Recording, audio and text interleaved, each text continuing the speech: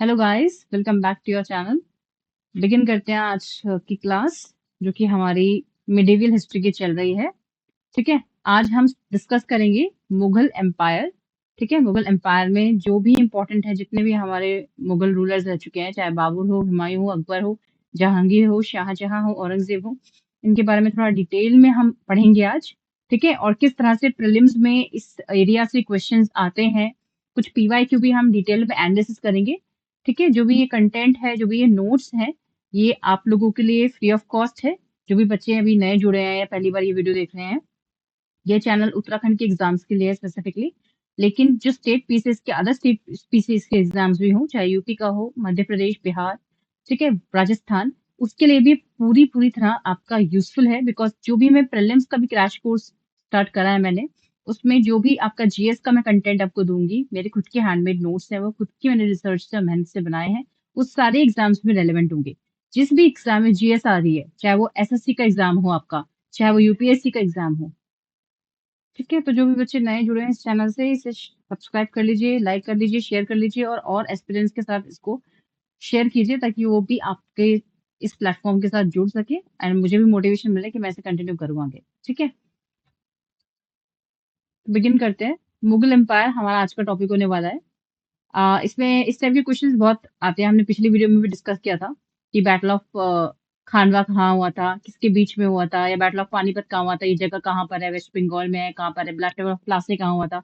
इस तरीके के जितने भी बैटल्स हैं, उनमें आपसे मेन मेन चीजें क्या पूछते हैं कि जो बैटल्स हैं आपके, ये हुए कहाँ थे। ठीक है ना, प्लेस पूछ ली जाती है आपसे। प्लेस पूछ लेंगे आपसे, या तो एयर पूछ लेंगे, या फिर किन के बीच में हुआ था, बिटवीन किन दो डायनेस्टीज के बीच में हुआ था, या रूलर्स के बीच में हुआ था, किंग्स के बीच में हुआ था। तो ये आपसे पूछ लेंगे। ठीक है, तो ये इंपॉर्टेंट हो जाता है आपका। तो डिस्कस करते हैं। सबसे पहला तो आपको फर्स्ट बैटल ऑफ पानीपत होता है 1526 में। बाबर, दौलत खान लोधी और इब्राहिम लोधी, इनके बीच में होता है। बाबर एक तरफ होते हैं, बाबर और दौलत खान लोधी एक तरफ होते हैं, इब्राहिम लोधी, इन दोनों के बीच में होता है आपका फर्स्ट बैटल ऑफ पानीपत। इसमें मोहम्मद लोधी, राणा संगा भी साथ में होते हैं बाबर के। ठीक है ना, जिसमें बाबर जीत जाता है, और फिर बाबर आकर मुगल एम्पायर की, हमारे इंडिया में मुगल एम्पायर की स्थापना करता है। ठीक है, कुछ अर्ली मुगल्स होते हैं 1526 से 1707 तक। ठीक है, वो कुछ हम डिस्कस करेंगे डिटेल में। उसके बाद लेटर मुगल्स आते हैं 1707 से 1857 तक, क्योंकि फिर 1857 में रिवॉल्ट ऑफ 1857 होता है, जिसमें ब्रिटिशर्स का पूरी तरह से होल्ड हो जाता है इंडिया पे। ब्रिटिश गवर्नमेंट आ जाती है, ब्रिटिश क्राउन इंडिया में आ जाती है। ठीक है, तो डिस्कस करते हैं आज का topic, early Mughals from 1526 to 1707। Babur, सबसे पहले इसमें बाबर आते हैं 1526, वो मुगल एम्पायर की स्थापना करते हैं यहाँ पे 1530 में। बैटल ऑफ पानीपत में वो जीतते हैं इब्राहिम लोदी को अपने अगेंस्ट हरा के। ठीक है, फिर हुमायूं आते हैं 1530 से 1540 तक। फिर ये चले जाते हैं कई कुछ सालों के लिए, फिर वापस लौट के आते हैं 1555 में 1556 तक। ठीक है ना, शेर शाह सूरी का यहाँ पे रोल नजर आता है जब हुमायूं यहाँ पे नहीं होते हैं तख्त पे। फिर अकबर आते हैं तीसरे, जो मुगल रूलर होते हैं, वो 1556 तक 1605 तक रहते हैं। अकबर द ग्रेट के नाम से भी जाने जाते हैं, आपको पता ही होगा। ठीक है ना, और जहांगीर आते हैं फिर उनके बाद, उनके बेटे सलीम, जिनका नाम था, और दूसरा।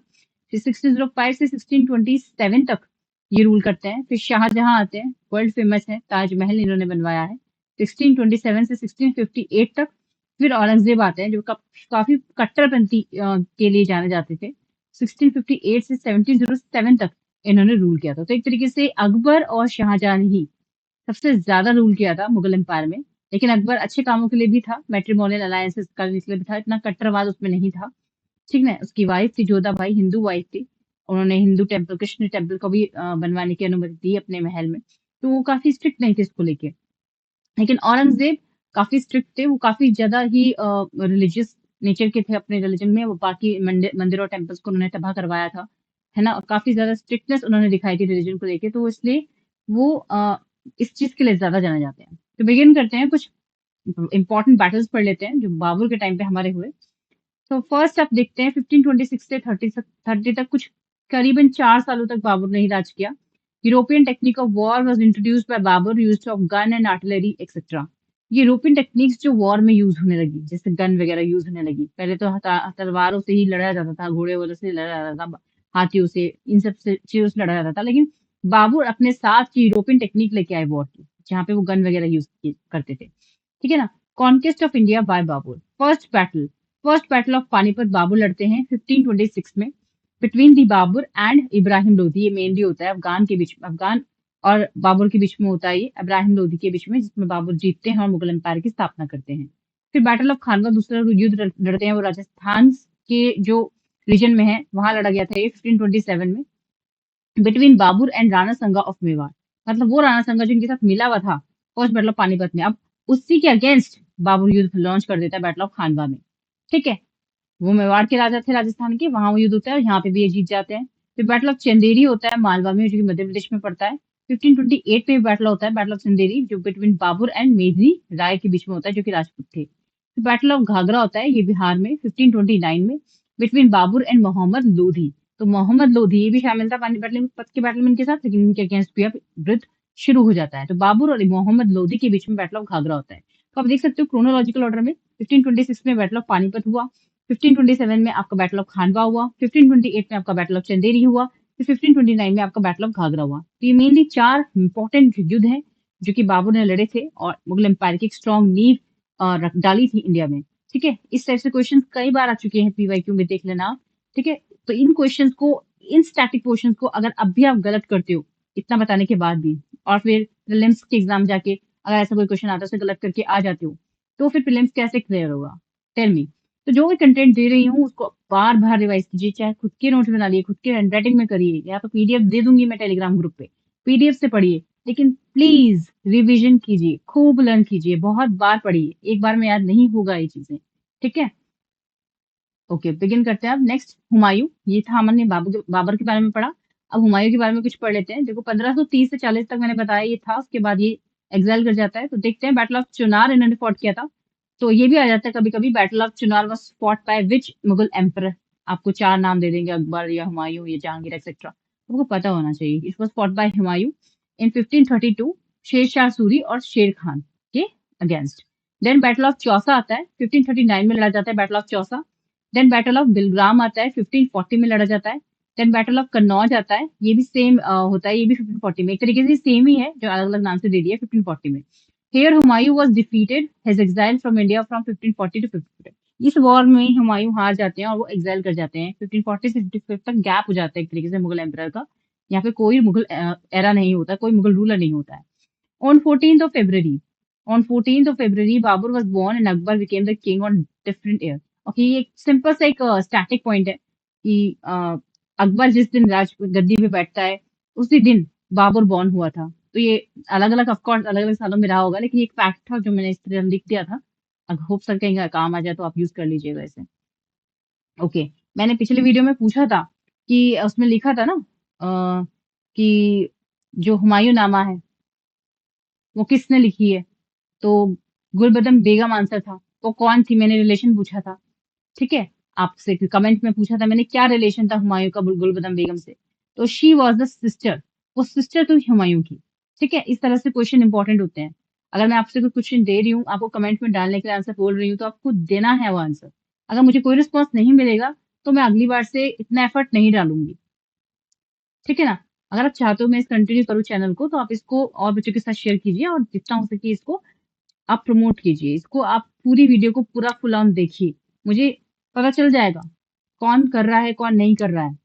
ठीक है, तो आप अपनी मेहनत कीजिए। आपको, अगर आप किसी और को धोखा नहीं दोगे, अपने आप को ही दोगे अगर आप नहीं पढ़ोगे ठीक से। किसी का कोई नुकसान नहीं है, किसी का कोई फायदा नहीं है, आप ही का नुकसान और आप ही का फायदा है पढ़ने। ठीक है, हमीदा बानो बेगम, ये हाजी बेगम के नाम से भी जानी जाती थी। She was the wife of Humayun and after his death she build the Humayun's tomb. Okay, Humayun की टॉम्ब बनवाई थी उनकी वाइफ ने, और हुमायूं नामा जो लिखा था उनकी सिस्टर गुलबदन बेगम ने लिखा था। पुरान किला was constructed, Deen Panna world refugee यहाँ पे आते थे। ठीक है, ओके, ये क्वेश्चन मेंस के पर्सपेक्टिव से इंपॉर्टेंट हो सकता है, यहाँ पे मैंने इंक्लूड कर दिया है, पढ़ लेते हैं एक बार। How Humayun was responsible for his own downfall. Humayun अपने खुद के डाउनफॉल के लिए क्यों रिस्पॉन्सिबल था? 15 सालों की एग्जाइल भी देखी उसने, चला गया था, वो हार गया था, आखिर ऐसा क्यों हुआ? तो कुछ रीजन थे उसके। What were the main reasons of the Humayun's downfall, वो देख लेते हैं हम थोड़ा सा। Humayun divided his empire among his brothers, अपनी संपत्ति को उन्होंने अपने ब्रदर्स के बीच में डिवाइड कर दिया था। He should not have given Kabul, Kandahar and Punjab to Kamran. Another cause was the hostility of his brother for whom he had shown so great kindness। ठीक है। Next, it was the height of folly on the part of Humayun not to have done anything for the welfare of his own people during the 10 year he was on the throne. He was on the throne. On the other hand, he spent all these years in wars. ठीक है, ये भी एक कारण था. Next, Humayun failed to make a correct estimate of the growing power of Sher Shah. Humayun failed to make a correct estimate of the growing power of Sher Shah. Next, मतलब अपने जो एनिमी होते हैं ना, उन्हें कभी कमजोर नहीं मानना चाहिए. तो ये मिसअंडरस्टैंडिंग हो जाती है यहाँ पे, जिससे वो हारा. Humayun's treatment of Bahadur Shah of Gujarat. He always remained on the defensive. Humayun did not behave like a statesman. He could not stick to a particular act or a job. The one great defeat of Humayun was that he had not suspect anybody. He did not suspect anybody. He believed in whatever he was told by anybody. कान का कच्चा था थोड़ा. His decision to come to the north resulted in the loss of Gujarat and Malwa. और north में exhibit करने के लिए उसने एक तरीके से गुजरात और मालवा को भी लूज कर दिया. He is said to be have possessed a one-track mind. Humayun died in 1556 after a fall from his library building पुराना किला at Delhi. तो ये आता है कौन सा मुगल रूलर अपनी लाइब्रेरी की बिल्डिंग से गिर के मर गया, तो वो था हुमायूं. ये काफी प्रीलिम्स में आ चुका है कई बार. तो इन 1556 Humayun died after a fall from his library building. His tomb was built in Delhi under the instructions of Humayun's wife Hamida Banu Begum. तो ये कुछ इंपॉर्टेंट फैक्ट्स थे जो हुमायूं के बारे में हमने पढ़े हैं, यहाँ पे देखे हैं. ठीक है, नेक्स्ट देखते हैं. The period of 1540 to 1555 is temporary eclipse of Mughal. तो पूछा जाता है which period is also known as the temporary eclipse of Mughal era. तो जहां हुमायूं था ही नहीं, यहाँ से हार के वो गायब हो गया था, तो दैट पीरियड 1550 से 1555 तक is known as temporary eclipse of Mughal era. ठीक है, अब आते हैं अकबर के बारे में. अकबर द ग्रेट के नाम से भी जाने जाते थे, आपको पता होगा. एक तो औरंगजेब के लिए बोलते थे और एक अकबर द ग्रेट के लिए बोलते थे, अशोका द ग्रेट के लिए भी बोलते थे. ठीक है, 14 फरवरी 1556 को थ्रोन में बैठते हैं अकबर. 1605 तक ये राज करते हैं. इनका नाम जलालुद्दीन मोहम्मद भी था. ठीक है ना. सेकंड बैटल ऑफ पानीपत होता है बिटवीन हेमू एंड अकबर, बैरम खां के अंडर में. वो छोटे थे तब. तो बैरम खां के अंडर लीडरशिप में अकबर लीड करता है मेनली, और हेमू के बीच में सेकंड बैटल ऑफ पानीपत होता है जिसमें अकबर जीतता है. ठीक है, इसके बाद conquest of Delhi and Agra in 1556. Delhi और आगरा पे कब्जा करता है अकबर 1556 में with the help of its regent Bairam Khan.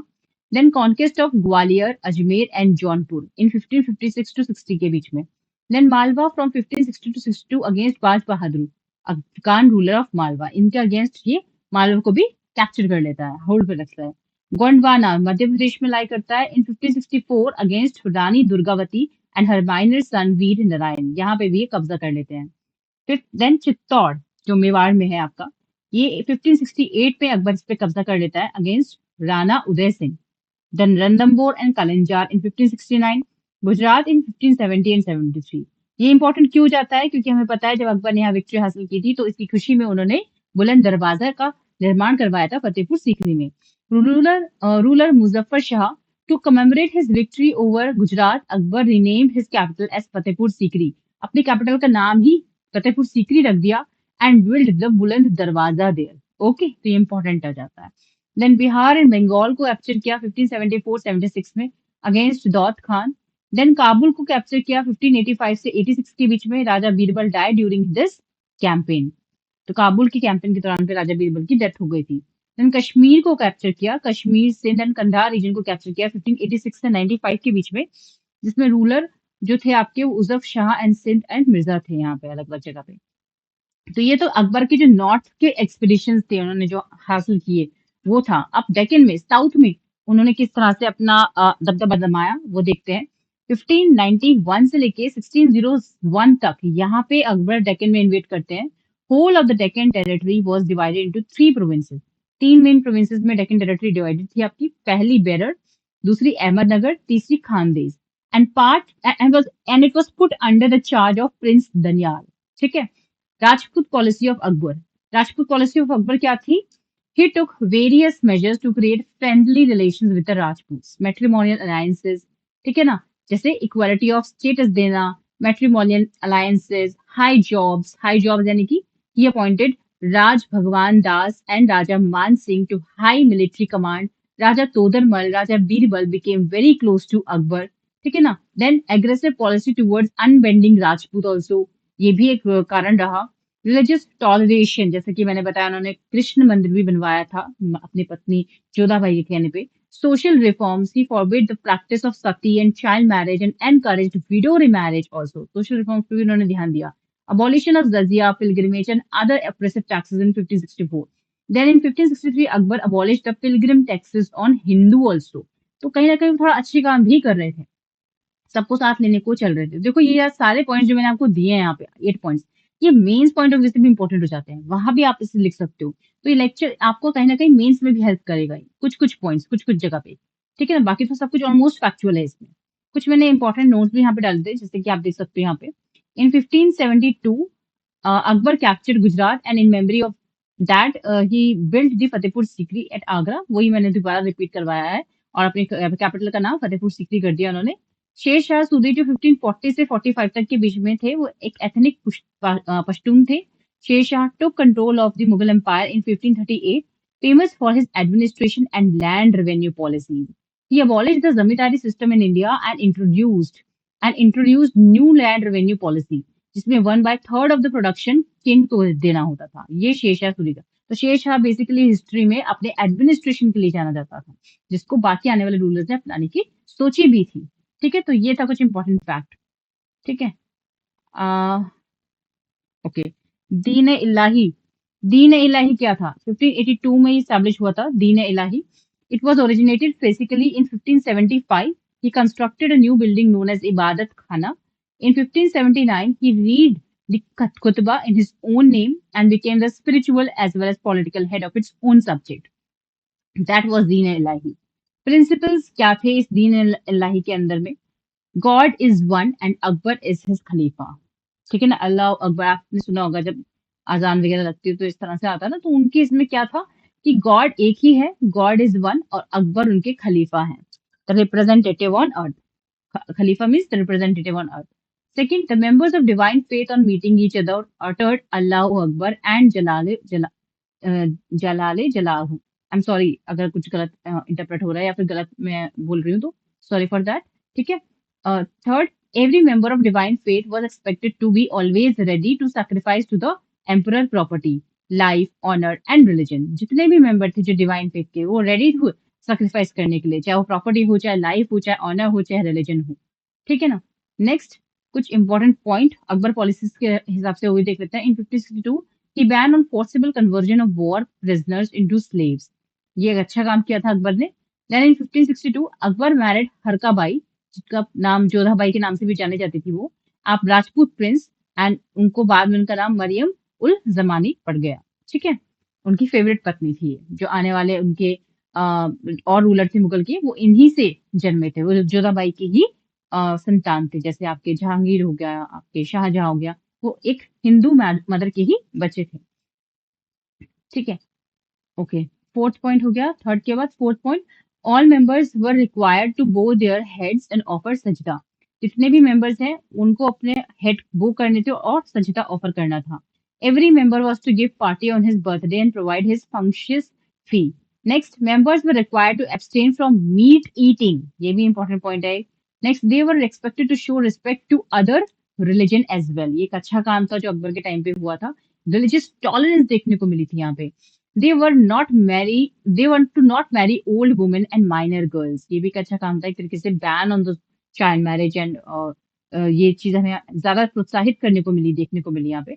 The worship of the sun was practised daily and every member was required to use his intellect and to give up blind faith. Next, everyone was required to lead a pure life and to do good to everyone. The new member was introduced in the state only on Sunday. तो ये कुछ important कुछ policies थी, rules थे, हम कह सकते हैं ये इस प्रिंसिपल से, इस दीन इलाही के अंडर में। ठीक है, अब करते हैं 9 ज्वेल्स ऑफ अकबर। बहुत फेमस है 9 ज्वेल्स ऑफ अकबर। क्या क्या थे वो देख लेते हैं। 9 ज्वेल्स ऑफ अकबर आपको पूछे जा सकते हैं, पीवाईक्यू भी आ रखे हैं इस पे। ठीक है, जैसे अब्दुल फजल, अब्दुल फजल अकबर नामा इन्होंने लिखी थी। He was a poet and writer. Abul Faizi, brother of Abdul Fazl, translated Mahabharata into Persian language. Mahabharata को पर्शियन लैंग्वेज में अब्दुल फैजी ने ट्रांसफर किया था, जो कि अब्दुल फैजल के ब्रदर थे, और अब्दुल फैजल ने अकबर नामा लिखी थी। ठीक है। Next, Faizi translated Mahabharata into Persian language? तो महाभारत को पर्शियन लैंग्वेज में ट्रांसलेट अबुल फैजी ने की थी, जो मैंने यहाँ पे अलग से लिखा भी है, वही इनका नाम है, अबुल फैजी। नेक्स्ट है राजा तोडरमल, फाइनेंस और रेवेन्यू मिनिस्टर थे राजा तोडरमल। राजा भगवान दास, राजा मान सिंह, मिलिट्री कमांडर इनके हाथ में था। ओके, मतलब ये मिलिट्री कमांडर थे राजा मान सिंह। मिर्जा अजीज कोका, देन अब्दुल रहीम खान एक खन्ना का टाइटल भी इनको मिला था, हिंदू पोएट थे ये। राजा बीरबल, चीफ एडवाइजर के नाम पे थे राजा बीरबल। तानसेन, म्यूजिशियन, तो देखो ना, उन्होंने म्यूजिक वगैरह को भी काफी ज्यादा प्रोत्साहित किया। और ये मेन 9 ज्वेल्स थे जो अकबर के थे, और इस पे भी कई बार क्वेश्चंस आ जाते हैं, तो आपको ये पता होने चाहिए। ठीक है, इंपॉर्टेंट है ये। कुछ पीवाईक्यू देख लेते हैं, ठीक है, किस तरह से क्वेश्चंस आते हैं इन टॉपिक्स पे।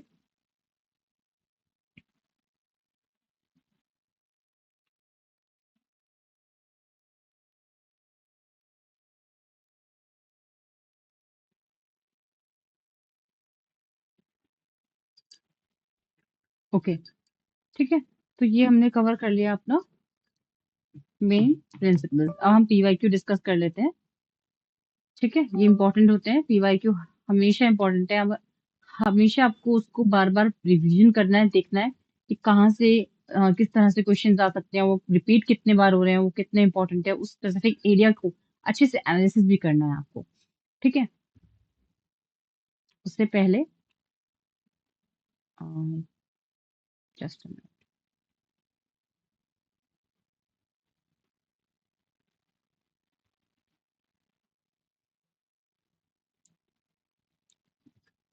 मिडिवियल हिस्ट्री के ये क्वेश्चन देख लेते हैं। Which arrange the following 4 foreign invaders in chronological order and select the correct code.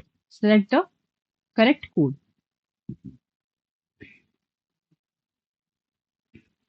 ठीक है, पहला है आपका Ahmad Shah Abdali, then Genghis Khan, then Nadir Shah, then Taimur. मतलब किसने पहले इन्वेट किया था, कौन पहले आया था, उसे क्रोनोलॉजिकल ऑर्डर में आपको लगाना है। तो पहले आपके चंगेज खान हो जाएंगे, फिर तैमूर हो जाएगा, फिर नदीर Shah and then Ahmad Shah Abdali. तो ऑप्शन नंबर सी आपका करेक्ट होगा इसमें। ठीक है, इस ऑप्शन को आप देखिएगा। नेक्स्ट है who has explain the postal system of Saltanat period in detail. किसने एक्सप्लेन किया है postal period of Saltanat period और इन डिटेल? तो है इब्न बतूता। इब्न बतूता ने एक्सप्लेन किया है postal system of the Saltanat period. Then who established the Bahmani kingdom. किसने एस्टैब्लिश किया था? अलाउद्दीन हसन बहमन शाह 1347 एडी में अलाउद्दीन हसन ने बहामनी किंगडम को एस्टैब्लिश किया था। Next, third battle of Panipat was fought between whom. तो मराठा और अहमद शाह अब्दाली के बीच में आता है, ऐसे क्वेश्चन बहुत आते हैं। बैटल किन के बीच में हुआ था, कब हुआ था, किस ईयर में हुआ था, कहाँ हुआ था। ठीक है ना, तो मराठा और अहमद शाह अब्दाली के बीच में थर्ड बैटल ऑफ पानीपत हुआ था। कमेंट में आप मुझे बताएंगे कि फर्स्ट बैटल और सेकंड बैटल ऑफ पानीपत किन किन के बीच में हुआ था, अभी हमने डिस्कस भी किया था। ठीक है, next match list 1 with list 2। Adil Shahi Bijapur के, कुतुब शाही मतलब बीजापुर स्टैब्लिश किया था ना, निजाम शाही हैदराबाद के, कुतुब शाही गोलकोंडा एंड शर्की शाही जौनपुर। तो option number D will be the correct answer over here. Who discovered the Khalsa पंथ। खालसा पंथ किसने डिस्कवर किया? Just a minute. Who discovered the Khalsa पंथ? खालसा पंथ was discovered by Guru Gobind Singh. He was the 10th Sikh Guru. Khalsa Panth was discovered by Guru Gobind Singh. He was the 10th Sikh Guru. The famous poet Amir Khusro was associated with the court of Alauddin Khilji. Alauddin Khilji के court में थे। Who compiled आदि ग्रंथ? आदि ग्रंथ किसने compile किया? तो फिफ्थ गुरु गुरु अर्जन देव ने आदि ग्रंथ को कंपाइल किया था। ऐसे क्वेश्चन कई बार रिपीट हो चुके हैं। Sufia Kalam, which is a type of devotional music, is characteristics of what?